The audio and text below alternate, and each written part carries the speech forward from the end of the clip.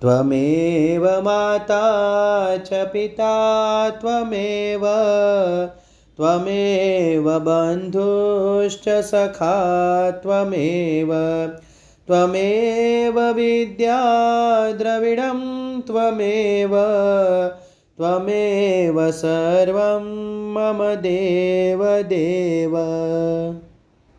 ओम श्री परमात्मने नमः। શ્રીમદ ભગવદ્ ગીતાજીનો મહિમા। ખરેખર તો શ્રીમદ ભગવદ્ ગીતાના મહાત્મ્યનું વર્ણન કરવાનું કોઈનામાંય સામર્થ્ય નથી, કારણ કે આ એક ઘણો રહસ્યમય ગ્રંથ છે। આમાં સકળ વેદોના સારનો સંગ્રહ કરી લેવામાં આવ્યો છે। આની સંસ્કૃત ભાષા એટલી તો સુંદર અને સરળ છે કે ઘણો ઓછો અભ્યાસ કરવાથી માણસ એને સરળતાથી સમજી શકે છે, પરંતુ એનો આશય એટલો ગંભીર છે કે આ જીવન નિરંતર અભ્યાસ કરવા રહેવા છતાંય એનો આરો નથી આવતો। રોજે રોજ નવા નવા ભાવો ઉપજતા રહે છે, માટે આ ગ્રંથ હંમેશા નવીનતાથી ભર્યો જ રહે છે।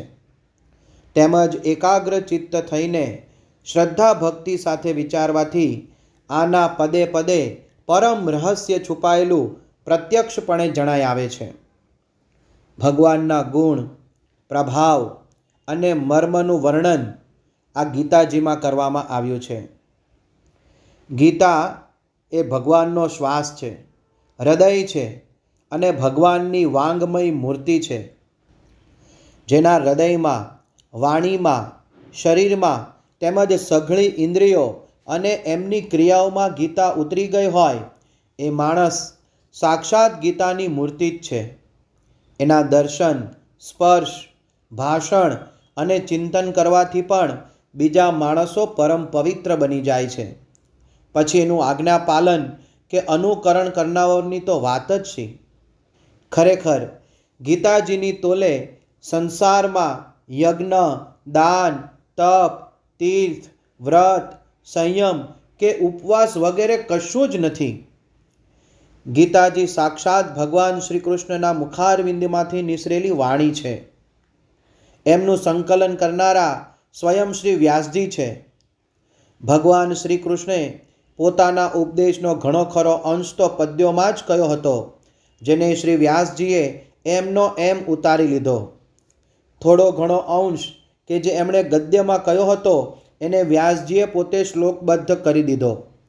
સાથે સાથે અર્જુન, સંજય તથા ધૃતરાષ્ટ્રના વચનોને પોતાની ભાષામાં શ્લોકબદ્ધ કરીને ઢાળી દીધા અને આ 700 શ્લોકોના આખાય ગ્રંથને 18 અધ્યાયોમાં વિભાજિત કરીને મહાભારતમાં મૂકી દીધો, જે આજે આપણને આ રૂપમાં મળ્યો છે। ભગવાને શ્રીમદ ભગવદ્ ગીતા રૂપી એક એવું અનુપમ શાસ્ત્ર કહ્યું છે, જેમાં એક પણ શબ્દ સદુપદેશ વિનાનો નથી। શ્રી વેદ વ્યાસજીએ મહાભારતના ભીષ્મ પર્વમાં ગીતાજીનું વર્ણન કર્યા બાદ કહ્યું છે, ગીતા સુગીતા કર્તવ્યા કિમન્યૈઃ શાસ્ત્ર વિસ્તરૈઃ યા સ્વયં પદ્મનાભસ્ય મુખ પદ્માદ વિનિઃ શ્રુતા। અધ્યાય 18 શ્લોક 68-71 ગીતા સુગીતા કરવા યોગ્ય છે, એટલે કે શ્રી ગીતાજીને સારી પેઠે વાંચીને અર્થ અને ભાવ સમેત અંતઃકરણમાં ધારણ કરવી જોઈએ, કે જે સ્વયં પદ્મનાભ ભગવાન શ્રી વિષ્ણુના મુખ કમળમાંથી નિસરી છે। બીજા બધા શાસ્ત્રોના વિસ્તારથી શો હેતુ સરવાનો? સ્વયં ભગવાને પણ આનું મહાત્મ્ય વર્ણવ્યું છે। આ ગીતા શાસ્ત્ર માટે મનુષ્ય માત્ર અધિકારી છે, ભલે એ કોઈ પણ વર્ણ કે આશ્રમનો કેમ ન હોય। માત્ર હૃદયમાં ભગવાન પ્રત્યે અતૂટ શ્રદ્ધા અને ભક્તિભાવ હોવા જોઈએ, કારણ કે ભગવાને પોતાના ભક્તોમાં જ આનો પ્રચાર કરવાની આજ્ઞા આપી છે। અધ્યાય 9 શ્લોક 32માં કહ્યું છે કે સ્ત્રી, વૈશ્ય, શૂદ્ર કે પાપ યોનિના માણસો પણ મારા પરાયણ થઈને પરમ ગતિને પામે છે। તો વળી અધ્યાય 18 શ્લોક 46માં કહ્યું છે, પોતપોતાના સ્વાભાવિક કર્મો વડે મારી પૂજા કરીને માણસો પરમ સિદ્ધિને પામે છે. આ બધી બાબતો પર વિચાર કરવાથી એમ જ જણાય છે કે પરમાત્માની પ્રાપ્તિમાં સૌનો અધિકાર છે. છતાં પણ આ વિષયનો મર્મ ન સમજવાને કારણે ઘણા ખરા કે જેમણે શ્રી ગીતાજીનું કેવળ નામ જ સાંભળ્યું છે એવા માણસો કહી દેતા હોય છે કે ગીતા માત્ર સંન્યાસીઓ માટે જ છે. તેઓ પોતાના સંતાનોને પણ એ ભયને કારણે જ શ્રી ગીતાજીનો અભ્યાસ નથી કરાવતા કે ગીતાના જ્ઞાનથી ક્યાંક પોતાનું બાળક ઘર છોડીને સંન્યાસી ન બની જાય. પરંતુ એમણે વિચારવું જોઈએ કે મોહને લીધે ક્ષાત્ર ધર્મથી વિમુખ થઈને ભિક્ષાના અન્નથી નિર્વાહ કરવા માટે તૈયાર થયેલા અર્જુને જે પરમ રહસ્યમય ગીતાના ઉપદેશથી આ જીવન ગૃહસ્થીમાં રહીને પોતાના કર્તવ્યનું પાલન કર્યું, એ ગીતા શાસ્ત્રનું આવું અવળું પરિણામ કેવી રીતે આવી શકે છે? માટે કલ્યાણ ઈચ્છનારા માણસોને માટે એ ઉચિત છે કે મોહ છોડીને પૂરેપૂરી શ્રદ્ધા અને ભક્તિભાવ સાથે પોતાના સંતાનોને અર્થ અને ભાવ સહિત શ્રી ગીતાજીનું અધ્યયન કરાવે અને પોતે પણ આનું વાંચન, શ્રવણ અને મનન કરતા રહીને ભગવાનની આજ્ઞા અનુસાર સાધન કરવામાં તત્પર થઈ જાય. કારણ કે અતિ દુર્લભ માનવ શરીર પામીને પોતાના અમૂલ્ય સમયની એક ક્ષણ પણ દુઃખમૂલક ક્ષણભંગુર ભોગો ભોગવવામાં નષ્ટ કરવી એ ઉચિત નથી. શ્રીમદ્ ભગવદ્ ગીતાજીમાં ભગવાને પોતાને પ્રાપ્ત કરવા માટે મુખ્ય 2 માર્ગો જણાવ્યા છે. એક તો સાંખ્ય યોગ અને બીજો કર્મયોગ. એમાં પહેલો અધ્યાય 5 શ્લોક 8 અને 9માં કહ્યું છે, સઘળા પદાર્થો મૃગ તૃષ્ણાના જળની પેઠે અથવા તો સ્વપ્નની સૃષ્ટિની જેમ માયામય હોવાને લીધે માયાના કાર્ય સ્વરૂપ સઘળા ગુણો જ ગુણોમાં વર્તે છે એમ સમજીને મન, ઇન્દ્રિયો અને શરીર દ્વારા થતા સઘળા કર્મોમાં કર્તાપણાના અભિમાનથી રહિત થવું તથા સર્વવ્યાપી સચ્ચિદાનંદ ઘન વાસુદેવ સિવાય બીજા કોઈનાય અસ્તિત્વનો ભાવ ન રહેવો. આને કહેવાય સાંખ્ય યોગના સાધનનો માર્ગ. અને બીજો માર્ગ અધ્યાય 2 શ્લોક 48, અધ્યાય 5 શ્લોક 10માં જણાવ્યો છે.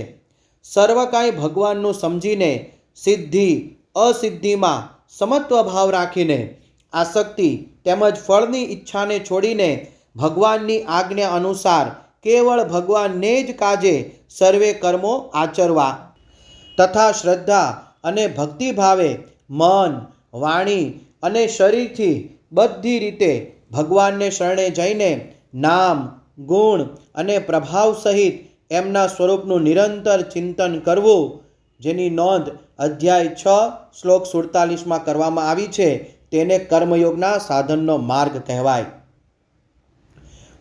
આ કહેલા 2 સાધનોનું પરિણામ એક હોવાને કારણે એ બંને ખરેખર તો અભિન્ન માનવામાં આવ્યા છે, પરંતુ સાધન કાળમાં અધિકારી ભેદને લીધે બંને માર્ગ જુદા જુદા જણાવવામાં આવ્યા છે. માટે એક માણસ 2 માર્ગો પર એક જ સમયે નથી ચાલી શકતો. જેવી રીતે ગંગાજી જવા માટે 2 માર્ગ હોવા છતાંય એક જ માણસ બંને માર્ગો પરથી એક જ સમયે નથી જઈ શકતો. આ 2 સાધનોમાં કર્મયોગનું સાધન સંન્યાસ આશ્રમમાં શક્ય નથી બનતું, કારણ કે સંન્યાસ આશ્રમમાં કર્મોનો સ્વરૂપથી પણ ત્યાગ કહેવામાં આવ્યો છે, જ્યારે સાંખ્ય યોગનું સાધન બધા જ આશ્રમોમાં શક્ય છે. જો એમ કહો કે સાંખ્ય યોગને ભગવાને સંન્યાસના નામે કહ્યો છે, માટે એનો સંન્યાસ આશ્રમમાં જ અધિકાર છે, ગૃહસ્થમાં નથી, તો આમ કહેવું યોગ્ય નથી. કારણ કે બીજા અધ્યાયમાં શ્લોક 11થી 30 સુધી જે સાંખ્ય નિષ્ઠાનો ઉપદેશ આપ્યો છે એ અનુસાર પણ ભગવાને સ્થળે સ્થળે અર્જુનને યુદ્ધ કરવું યોગ્ય છે એમ જણાવ્યું છે.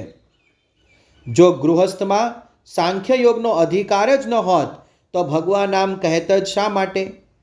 હા, એટલી વિશેષતા તો જરૂર છે કે સાંખ્ય માર્ગનો અધિકારી દેહાભિમાન વિનાનો હોવો જોઈએ, કારણ કે જ્યાં સુધી શરીરમાં અહંભાવ છે ત્યાં સુધી સાંખ્ય યોગનું સાધન યોગ્ય રીતે સમજી નથી શકાતું. માટે જ ભગવાને સાંખ્ય યોગને મુશ્કેલ ગણાવ્યો છે. તથા કર્મયોગના સાધનમાં સુગમતા હોવાને કારણે અર્જુનને સ્થળે સ્થળે કહ્યું છે કે તું નિરંતર મારું ચિંતન કરતો રહી કર્મયોગનું આચરણ કર.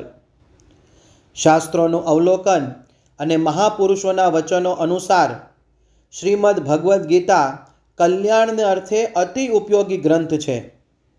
શ્રીમદ્ ભગવદ્ ગીતામાં જ્ઞાનયોગ, ધ્યાનયોગ, કર્મયોગ, ભક્તિયોગ વગેરે જેટલા પણ સાધન જણાવવામાં આવ્યા છે એમાંથી કોઈ પણ સાધન પોતાની શ્રદ્ધા, રુચિ અને યોગ્યતા અનુસાર કરવાથી મનુષ્યનું શીઘ્ર કલ્યાણ થઈ શકે છે.